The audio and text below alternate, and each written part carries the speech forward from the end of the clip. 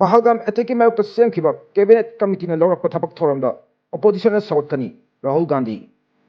Pakistan ki Mayokta Security ka mari leina na Semkhiba Cabinet Committee na Lourakpa amadi Pakalakpa Thabak Thoram singda Political Party khenaba thamdana amato na Sougatkani haina opportunity luchingba Rahul Gandhi na phongdokre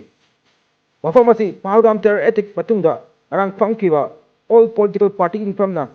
amato na Warep laukiba du mari leina na Rahul Gandhi na phongdokibani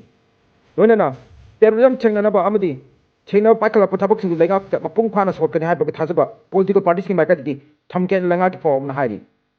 ngarang nungi dawa pung teruk tabdi parliament enek building pangthok ke mifam aduda tungan opposition mak party ki maikadi Jammu and Kashmir ki Pahalgam ma taw karana security ki ahoba lai ki habi wang hangati madu ki pokum oina lenga ke maikadi phongdok ki da local authority ki maikadi ki security agency sing da lam koiba sing Basarana Changale Hargi Matanga, Mangjo on a fall on the Piraki. Highly but district as it Chanabi Amoina, Jun the Pangto Amana, Jatra Faugi Oina, a Ting Balay from the Hana, Pakum Pikari.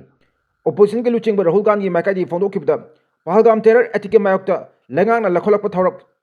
Tabak Toram Kudimakta, Opposition Namapung Pana Sokani Hana Pondoki.